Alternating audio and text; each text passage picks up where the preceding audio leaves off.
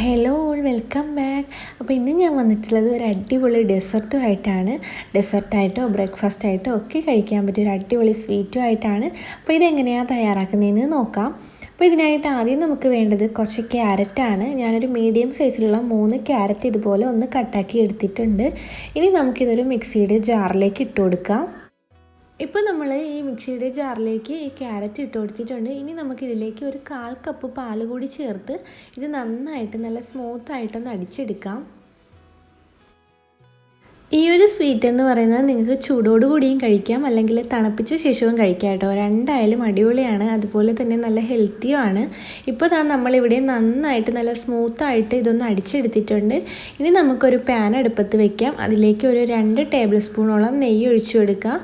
ഈ നെയ്യൊന്ന് ചൂടായി വരുമ്പോൾ നമുക്കതിലേക്ക് നമ്മൾ ഈ അടിച്ച് വെച്ചിട്ടുള്ള ക്യാരറ്റിൻ്റെ മിക്സ് നമുക്കിതിലേക്ക് ചേർത്ത് കൊടുക്കുക. എന്നിട്ട് ഒന്ന് നന്നായിട്ട് നമ്മുടെ നെയ്യൊക്കെ ആ ക്യാരറ്റിലൊന്ന് പിടിച്ച് വരുന്നത് വരെ ഒന്ന് മിക്സാക്കി കൊടുക്കുക. ഇപ്പോൾ നമ്മുടെ ഈ ക്യാരറ്റും നെയ്യും ഒക്കെ ചേർന്ന് നന്നായിട്ട് ആ നെയ്യുടെ ടേസ്റ്റൊക്കെ നമ്മുടെ ക്യാരറ്റിലൊന്ന് പിടിച്ച് വന്നിട്ടുണ്ട്. ഈ ഒരു ടൈമിൽ നമുക്കിതിലേക്ക് ഒരു 1/4 കപ്പ് പാൽ കൂടി ചേർത്ത് കൊടുക്കാം.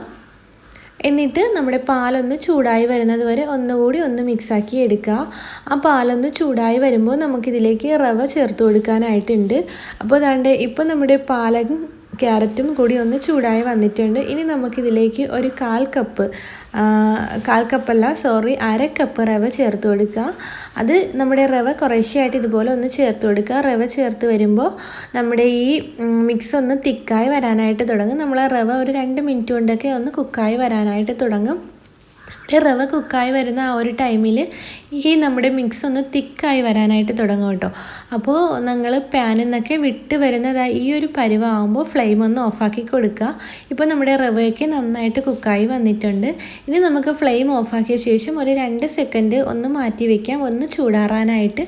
അതിന് ശേഷമാണ് കേട്ടോ നമ്മളിതൊന്ന് ഷേപ്പ് ചെയ്തെടുക്കേണ്ടത്. ഒരുപാട് തണുക്കണമെന്നില്ല, ചെറു ചൂടോടുകൂടി തന്നെ നമുക്കിതൊന്ന് ഷേപ്പ് ചെയ്തെടുക്കാം. ഇപ്പോൾ ഞാൻ ഈ പാനിൽ നിന്ന് മറ്റൊരു പാത്രത്തിലേക്ക് ഇത് മാറ്റിയിട്ടുണ്ട്. ഇനി നമുക്കിതൊന്ന് ബോൾസാക്കി എടുക്കണം. അപ്പോൾ അതിനായിട്ട് ഒന്നുകിൽ കയ്യിൽ ഓയിലോ അല്ലെങ്കിൽ നെയ്യോ ഒന്ന് സ്പ്രെഡാക്കി കൊടുക്കുക. അതിനുശേഷം ഒരു ചെറിയ ബോൾസാക്കിയിട്ട് നിങ്ങൾ ഒന്ന് പരത്തിയെടുക്കുക. നിങ്ങൾക്ക് ഇതിൻ്റെ സൈസിൽ വലിപ്പം വേണമെന്നുണ്ടെങ്കിൽ കുറച്ചുകൂടി വലുതാക്കാം. ഞാനിപ്പോൾ ഇതുപോലെ നോർമലായിട്ട് ഈ ഒരു സൈസിലാണ് ചെയ്തെടുത്തിട്ടുള്ളത്. അപ്പോൾ ഇതുപോലെ തന്നെ നമുക്ക് മുഴുവനും ഒന്ന് ബോൾസാക്കി എടുക്കാം.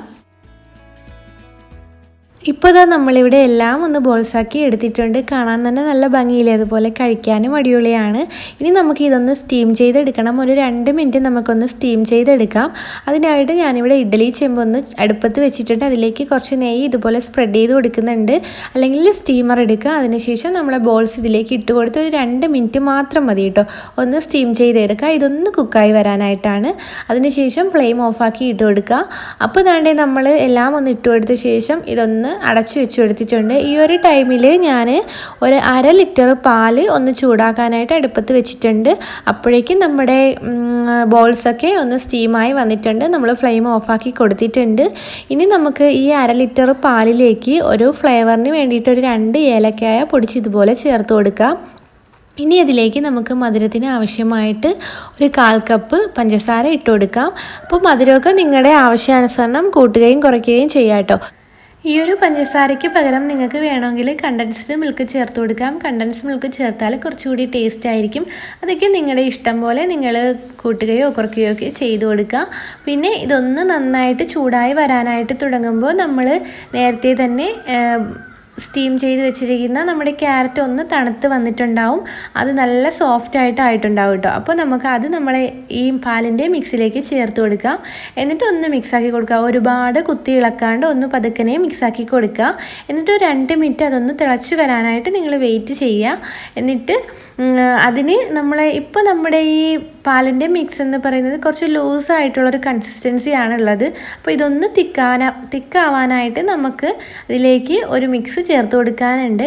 അപ്പോൾ ഇതിലേക്ക് ഒരു 2 ടേബിൾ സ്പൂൺ പാലിലേക്ക് 1 ടേബിൾ സ്പൂണോളം നമ്മുടെ അരിപ്പൊടിയില്ലേ, വറുത്ത അരിപ്പൊടി, അത് വറുത്തതോ വറുക്കാത്തതോ ഏതെങ്കിലും എടുക്കാം. അത് ഇതുപോലെ ഒന്ന് കട്ടകളൊന്നും ഇല്ലാണ്ട് ഒന്ന് മിക്സാക്കിയ ശേഷം നമ്മുടെ ഈ പാലിൻ്റെയും ക്യാരറ്റിൻ്റെയും മിക്സിലേക്ക് ഒന്ന് ചേർത്ത് കൊടുത്ത് നിങ്ങൾ കൈവിടാണ്ട് ഇളക്കി കൊടുക്കുക. അപ്പോഴേക്കും നമ്മുടെ ഈ മിക്സ് ഒന്ന് തിക്കായി വരാനായിട്ട് തുടങ്ങും. അധിക നേരം ഇട്ടൊന്ന് ഫ്ലെയിം ആക്കേണ്ട വേണ്ട, അപ്പോഴേക്കും അത് കൂടുതൽ കട്ടിയാവാനായിട്ട് തുടങ്ങും. അപ്പോൾ ഇങ്ങനെ നിങ്ങളൊരു 2 മിനിറ്റ് കൂടി ഒന്ന് ഇളക്കി മിക്സാക്കി കൊടുക്കുക. ഈ ഒരു ടൈമിൽ നമ്മുടെ ക്യാരറ്റിൻ്റെയൊക്കെ കളറ് നമ്മുടെ പാലിലേക്ക് നെയ്യിൻ്റെയും ക്യാരറ്റിൻ്റെയും ഫ്ലേവറും കളറും ഒക്കെ ഇറങ്ങിയിട്ട് നല്ലൊരു അടിപൊളി കളറിലേക്കായി മാറും കേട്ടോ. അപ്പോൾ ദാണ്ടേ ഒരു 2 സെക്കൻഡ് ഞാനൊന്ന് അടച്ചു കൊടുക്കുന്നുണ്ട്. അതിനുശേഷം തുറന്ന് നോക്കുമ്പോൾ ഇതാ കണ്ടില്ലേ, അടിപൊളിയായിട്ട് നെയ്യൊക്കെ തെളിഞ്ഞ് അടിപൊളി ഒരു കളറായി വന്നിട്ടുണ്ട്. അപ്പോൾ അടിപൊളി ടേസ്റ്റിലുള്ള ഹെൽത്തി ആയിട്ടുള്ള ഒരു ഡെസേർട്ടിൻ്റെ റെസിപ്പിയാണ്, ഒരു അടിപൊളി സ്വീറ്റാണ്. അപ്പോൾ ഈ റെസിപ്പി എല്ലാവരും ഒന്ന് ട്രൈ ആക്കി നോക്കണം. ഉറപ്പായിട്ടും എല്ലാവർക്കും ഇഷ്ടമാവും, കുട്ടികൾക്കൊക്കെ വളരെയധികം ഇഷ്ടമാവും കേട്ടോ. അപ്പോൾ ഇന്നത്തെ ഈ റെസിപ്പി എല്ലാവർക്കും ഇഷ്ടമായെന്ന് വിചാരിക്കുന്നു. നിങ്ങൾ ഉണ്ടാക്കി നോക്കിയിട്ട് നിങ്ങളുടെ അഭിപ്രായങ്ങളൊക്കെ ഒന്ന് കമൻ്റ് ആക്കുക. നിങ്ങൾക്ക് ഉപകാരപ്പെട്ടു എന്ന് തോന്നുവാണെങ്കിൽ നിങ്ങളുടെ ഫ്രണ്ട്സിനും ഫാമിലിക്കും ഷെയർ ആക്കി കൊടുക്കുക. സബ്സ്ക്രൈബ് ആകാതെ കാണുന്ന വ്യൂവേഴ്സ് ആണെങ്കിൽ സബ്സ്ക്രൈബ് ആക്കുക. പുതിയ റെസിപ്പീസും വീഡിയോസും ഒക്കെ ആയിട്ട് വരാം ഇൻഷാ അല്ലാ. Thank you, by.